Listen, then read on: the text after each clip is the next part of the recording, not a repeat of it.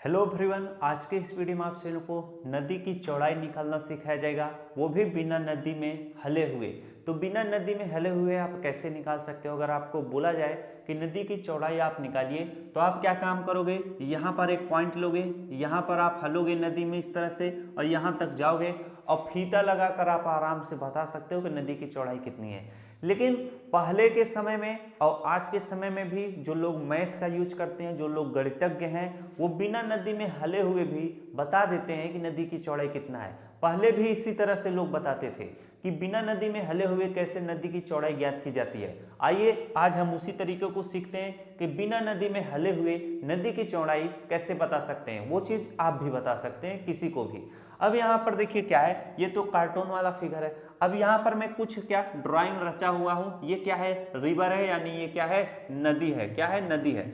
अब नदी में पानी बह रहा है, आप क्या करोगे, इसमें बिना हले हुए आपको चौड़ाई क्या करना है, ज्ञात करना है। तो चौड़ाई कैसे निकलेगा, इसी चीज को तो आज हम लोग सीखेंगे कि बिना नदी में हले हुए नदी की चौड़ाई कैसे ज्ञात की जाती है, वो भी मैथ के नियम से। तो मैथ में आपका जो बोट वाला ये क्या कहते हैं, नाव जल धारा वाला चैप्टर है, उसमें ये आपको यूजफुल होगा, काफी काम का चीज होगा।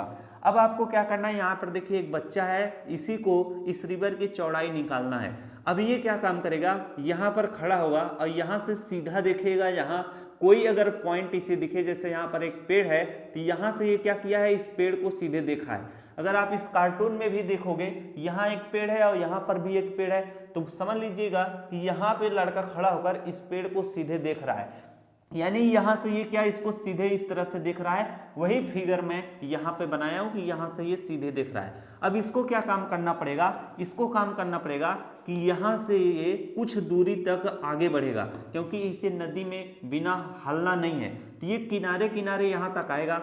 अब ये देखेगा यहाँ से यहाँ तक की दूरी देखेगा, क्या ये जो लाइन आ रही है यहाँ से यहाँ तक, ये क्यों आ रही है, अभी आपको कुछ देर में पता चल जाएगा और नदी की चौड़ाई भी पता चल जाएगी, क्योंकि ये मैथ के हिसाब से आपको बताया जा रहा है, कोई फालतू की चीज नहीं है। अब आपको क्या काम करना पड़ेगा, जितना दूरी आप यहाँ से यहाँ तक आए हो उतना ही दूरी और आपको आगे इस तरह से बढ़ना पड़ेगा।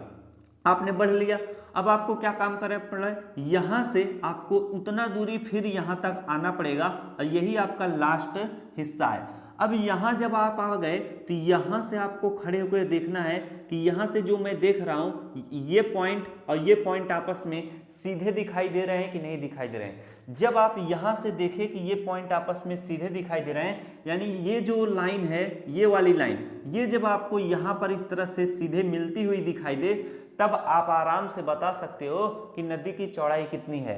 अब आप ध्यान से समझिएगा, इनका मैं थोड़ा नाम रखता हूँ ए, फिर इनका नाम रखता हूँ बी, इसका नाम रखता हूँ सी, इसका नाम रखता हूँ डी रखता हूँ और इसका नाम रखता हूँ ई, नाम रख देता हूँ। अब यहाँ पर देखिए आपको ट्रायंगल दिखाई दे रहा है, ए बी ई एक ट्रायंगल है, दूसरा बी सी डी एक ट्रायंगल है। तो ये क्या है, यहाँ पर 90 डिग्री बना रहा है, यहाँ पर भी क्या 90 डिग्री बना रहा है। अब जो CD वाली दूरी है, मान लीजिए CD की दूरी कितनी है, 500 मीटर है। कितना है, 500 मीटर। वही दूरी क्या होगी, EA की दूरी होगी, क्या EA, यानी नदी की चौड़ाई कितना है, नदी की चौड़ाई हमारा निकल कर आ चुका है 500 मीटर। इस तरह से पहले के लोग भी यही तरीका लगाकर आराम से नदी की चौड़ाई निकाल लेते थे। जब युद्ध लड़े जाते थे तो यही तरीका अपनाया जाता था। ये नहीं कि उस पार से कोई हलता था, घोड़ा ओड़ा लेके नदी में इस तरह से फिर बताता था कि नदी इतनी चौड़ी है। तो जब पहले युद्ध लड़े जाते थे, एक राज्य से दूसरे राज्य पे आक्रमण किया जाता था, बीच में नदी आती थी, तो उसका भी क्या पूरा चीज निकाला जाता था कि नदी कितना चौड़ा है, कितना गहरा है। तब लोग अपने घोड़े ओड़े रथ वथ लेकर उसमें प्रवेश करते थे, वरना नदी की गहराई ज्यादा हो या चौड़ाई बहुत ज्यादा हो तो उसको सेना क्रॉसिंग नहीं कर पाएगी, तो कैसे युद्ध जीतेगी। तो इस तरह से आप आराम से नदी की चौड़ाई बता सकते हो बिना नदी में हले हुए।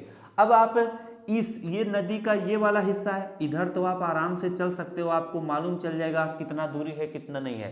तो इसी हिसाब से मैथ के इसी नियम से आप आराम से बता सकोगे कि इसकी चौड़ाई कितनी है। अगर और आप जानना चाहो तो और मैं बता सकता हूँ। जैसे यहाँ पर देखिए एंगल आपका कितना है, ट्रायंगल आपका कितना है, आपका ABE, ट्रायंगल ABE इक्वल हो जाता है किसके, ट्रायंगल आपका किसके, BCD का, BCD का। और यहाँ पर देखिए जो आपका एंगल ए बना हुआ है, तो एंगल आपका कितना, एंगल आपका ए ई बी इक्वल होता है एंगल आपका सी डी ए का। अब इसे आप इस तरह से लिख सकते हो, बी ए ई भी लिख सकते हो, डी सी बी भी लिख सकते हो। और आपको क्या मैं बताऊं, जो आपका दूरी क्या होता है, ई ए होता है, क्या जो आपका दूरी ई ए है, ई ए इक्वल टू क्या होता है, सी डी होता है, क्या होता है, सी डी के। और जो दूरी आपका ए बी होता है, A B is equal to क्या होता है, बी सी के होता है, क्या, बी सी के। ये नियम आप लोग याद रखेंगे, आराम से आप किसी भी नदी या नहर का लंबाई चौड़ाई निकाल सकते हैं। तो मिलते हैं नेक्स्ट वीडियो में किसी और जानकारी के साथ। अगर वीडियो अच्छा लगा तो वीडियो को लाइक कीजिएगा, चैनल पर नया हो तो चैनल को भी सब्सक्राइब कर लीजिएगा। मिलते हैं नेक्स्ट वीडियो में। Thanks for watching.